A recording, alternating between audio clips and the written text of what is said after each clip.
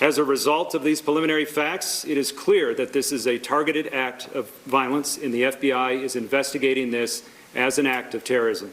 Well, this is not good. We have some new information on Mohamed Sabry Soliman. He is the terror suspect involved in the Molotov cocktail attack in Boulder, Colorado. Turns out he is an illegal immigrant. Turns out he has overstayed his work visa, according to Stephen Miller himself, who reposted this story. I'm able to confirm there are 6 victims, ages 67 to 88. All of them have been transported to local hospitals. This attack happened at a regularly scheduled weekly peaceful event. Witnesses are reporting that the subject used a makeshift flamethrower and threw an incendiary device into the crowd. The suspect was heard to yell, "Free Palestine," during the attack. The subject has been identified as Mohamed Sabry Soliman, and he's 45 years old. Now again, according to this report verified by Homeland Security, 3 senior Department of Homeland Security sources tell Fox News that the Boulder terror suspect is an Egyptian national in the U.S. illegally as a visa overstay who entered the U.S. during the Biden administration. I'm told Mohamed Sabry Soliman arrived at LAX on 8/27/22 on a B-1B2 non-immigrant visa with an authorized stay through 2/26/23, but he overstayed and never left. I'm told on 9/29/22 he filed some sort of claim with USCIS, potentially an asylum claim, and on 3/29/23 USCIS under the Biden admin gave him work authorization, which expired on 3/28/25. The FBI is processing the crime scene and the subject vehicle and interviewing key witnesses. We're assisting Boulder police in providing technical, analytic, and additional forensic resources. As a result of these preliminary facts, it is clear that this is a targeted act of violence, and the FBI is investigating this as an act of terrorism. Now, as I make this video, there seems to be an issue. According to the FBI, this is clearly a terror attack. According to local law enforcement, they are just not ready to make this assumption. Going on when this occurred, were a group of people gathered and were words said that would indicate this had anything at all to do with that protest? So what I will tell you, on Pearl Street, it's a walking pedestrian mall downtown here. There was a lot of people out. Very beautiful day.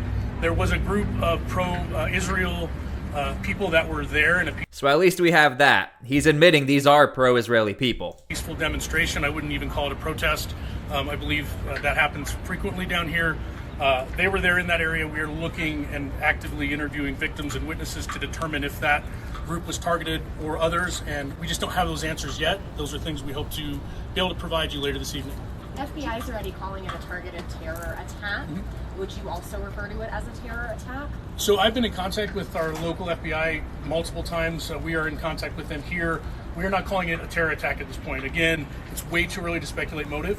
I know there's a lot out there on social media, but I ask people just to give us a little bit of patience while we work through a really complex scene. A lot of witnesses were here. We've taken them to another location to debrief them and interview them.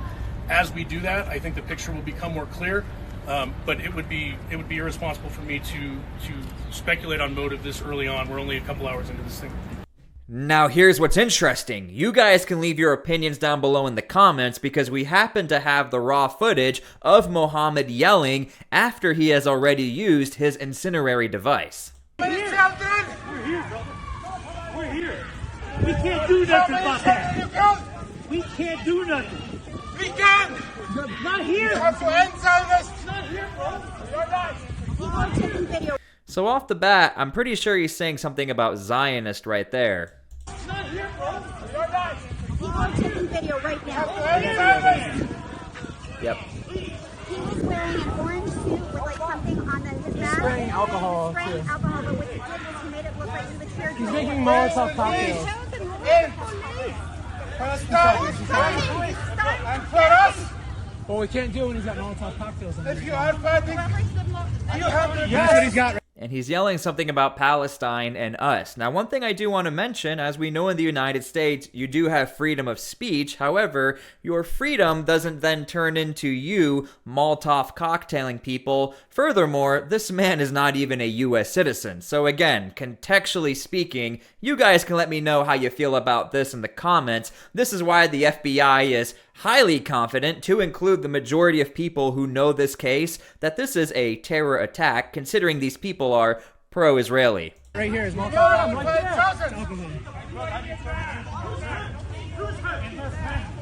Yeah, Get back, Mom. how many children? So there you go, that's the raw footage, but we also have this footage. Stay.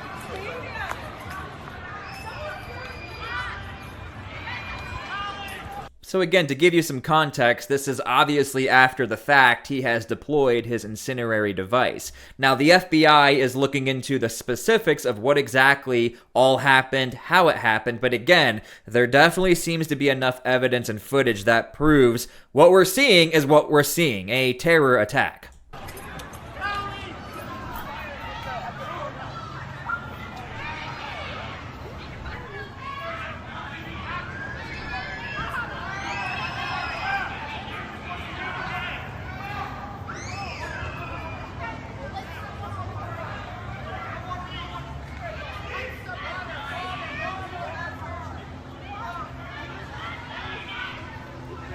And there he is right there. And I do want to mention what he's carrying. Again, this does seem to be preemptive. As we know, these demonstrators are typically here peacefully as pro-Israelis. And again, the fact this guy is not even a legal citizen, he's yelling something about Zionist, he's yelling Free Palestine, he's yelling me, connecting himself to it.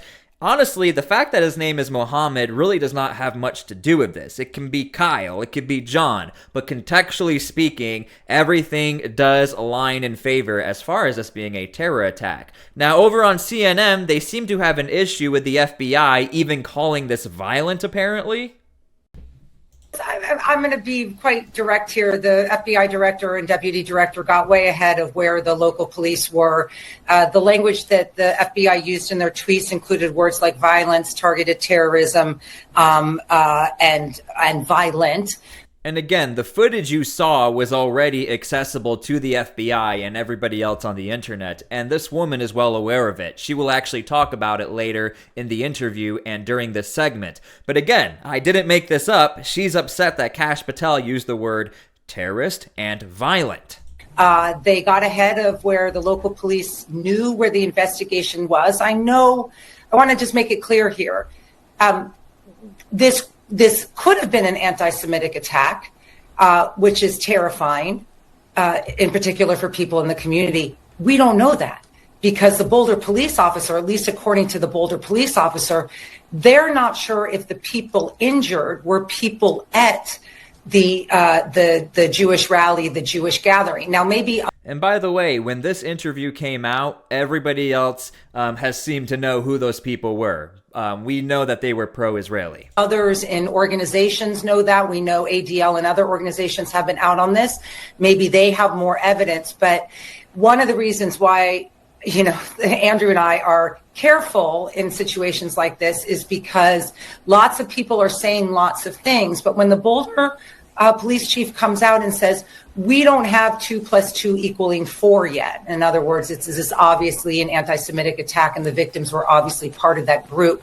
Therefore, we're not calling it terrorism. It adds a lot of, it's not good for the community. It's not good for the potentially targeted community. It makes law enforcement look disorganized and it makes the FBI look so juvenile. Like, what? You guys can leave your comments down below how you think the FBI looks. Again, under the Trump administration, we have an FBI who's not hiding anything.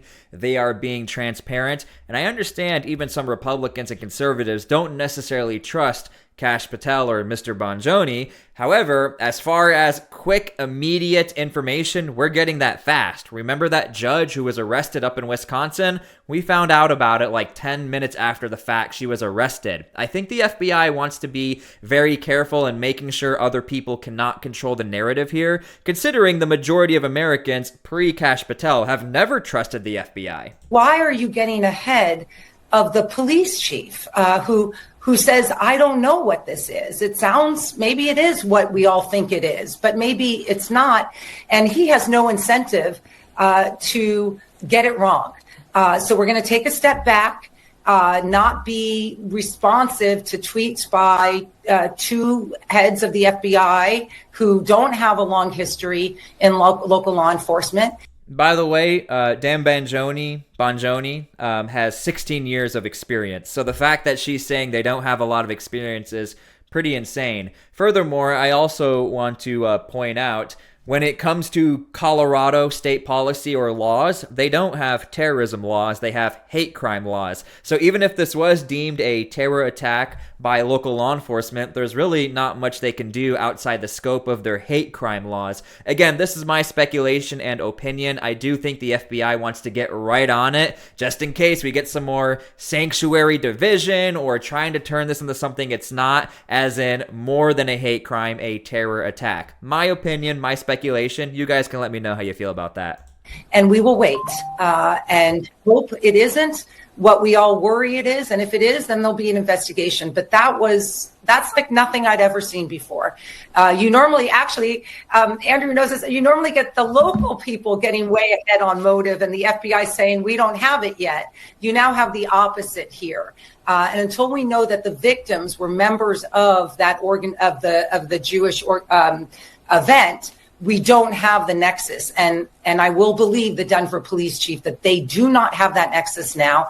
And if they do, I will be the first one out here saying that that is a hate crime.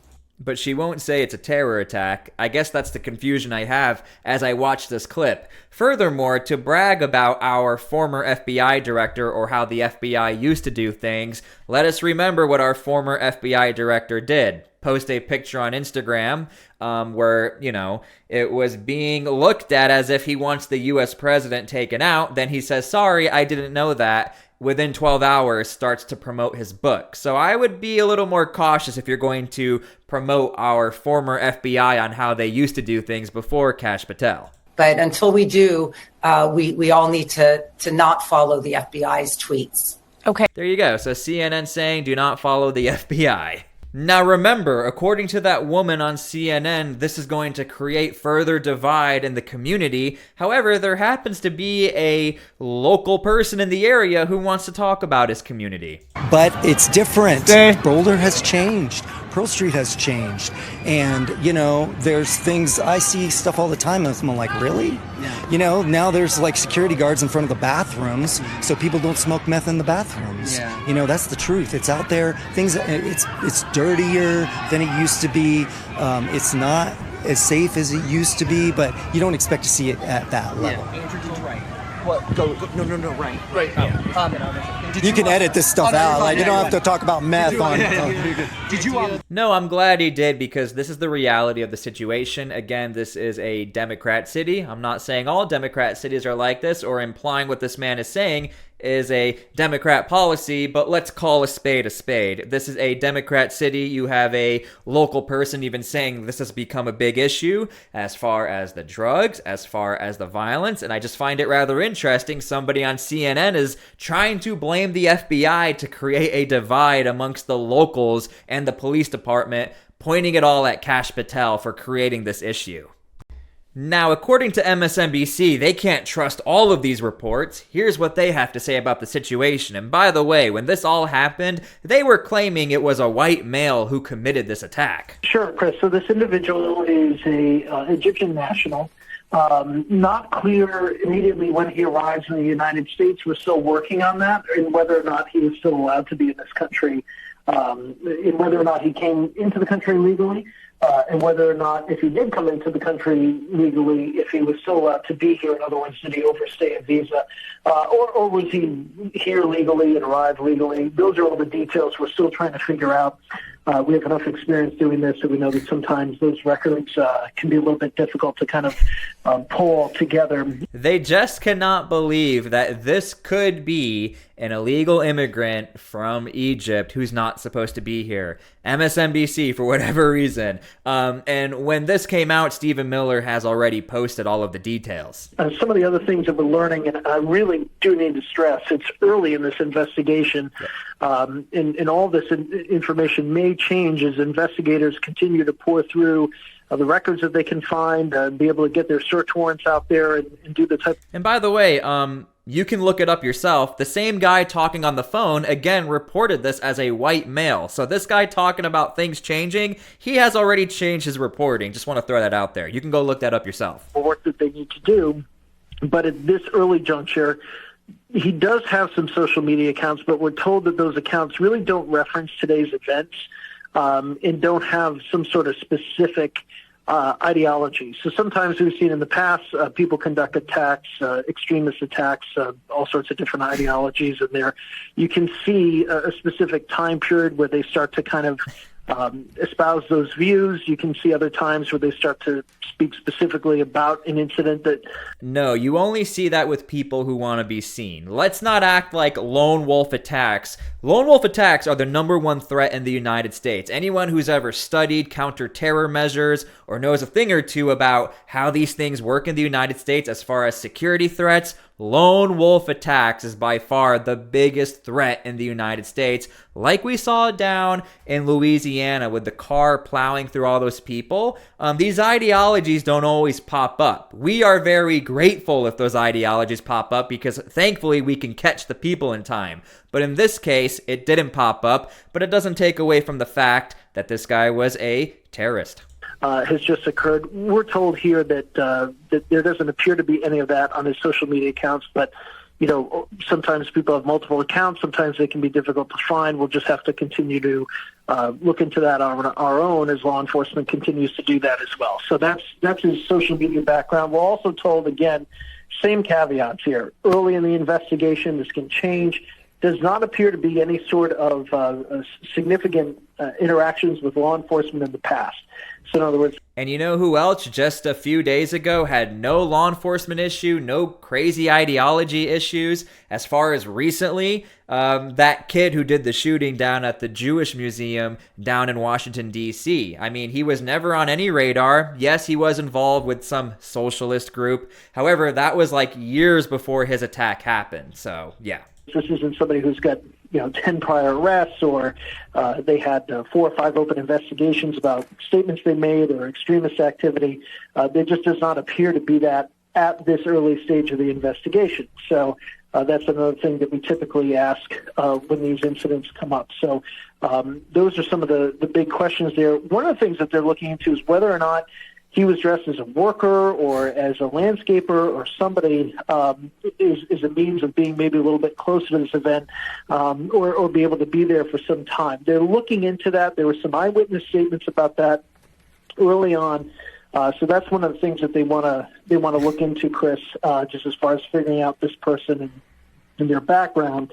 Also helps with respect to... You got to give it to MSNBC. It is quite a skill to not call a spade and just try to evade the topic. Again, I wish I had this clip for you where this guy had already said he's a white male. I just find it funny how he keeps saying, oh, well, things could change. But again, we now know this is an illegal immigrant, Egyptian national, was never supposed to be here. This guy, as he's talking, has seen the raw footage. The raw footage has been out there talking about Zionists, saying we in Palestine and things like that, Molotov cocktailing people. So again, quite ridiculous broadcasting from MSNBC, but again, it is pretty interesting how they're able to evade all of that and try to talk about some facts that are not important. Talking about the specific charges.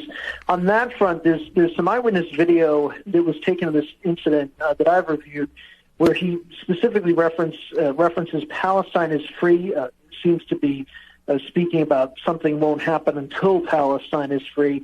He then says, talks about end Zionist or end Zionists, plural. It's a little bit difficult because... Yeah, and then he threw Molotov cocktails. I wonder what that means. Because of his accent to make out his specific comments. But very clearly they're targeted at this event, which is... been discussing was an event, a rally in support of the Israeli hostages that are still being held by Hamas, and he's making these statements. So I think that's the reason why investigators were so quick to say, certainly the FBI was so quick to say that, look, we believe this is a targeted attack against this specific rally. You don't have to believe us. You can listen to this guy's own words. And then on top of that, the idea of potential terrorism charges, given that, an ideology against the community, carrying out violence, and if he's doing this for some sort of a political purpose, that starts to check off those boxes legally. And something else I do want to point out, as far as the Jewish community, the Trump administration has been very, very straight up. If we see anything like this, more than likely, you're already going to be in the category of a terror suspect. Pam Bondi has already said this. The FBI and Donald Trump has made it clear. If we ever see anything like this or get close to it, you're going to be charged most likely in the terror category. But obviously a horrific situation. You have 6 people that are injured, at least one life-threatening injury. Based on some of the eyewitness accounts, they're pretty difficult to read and to hear. And as people in the first responder and medical community always point out, burns are very difficult to treat. And certainly there's a number of good medical facilities in Boulder, and medicine's come a long way. But with burn victims, it's always very, very difficult because of the risk for infection and the other complications that can be caused. And it was actually... And I do want to point out, they're not getting enough credit. The people in the area were immediately attending the wounds of the personnel who were injured, which is amazing. That is good to see in America, that we still have Americans helping Americans when it comes to terror attacks. I was speaking with somebody earlier tonight about that specific issue who's got some experience with it. So that's something that certainly hope for the best outcome, knowing that it is such a challenging situation.